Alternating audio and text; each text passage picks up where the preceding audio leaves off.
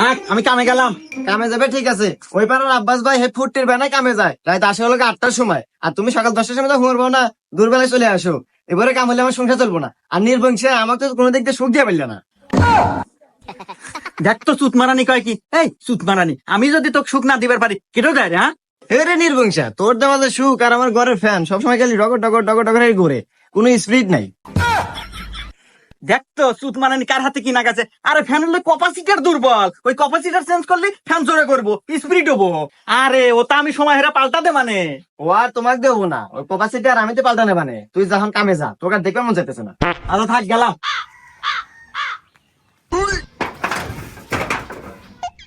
What?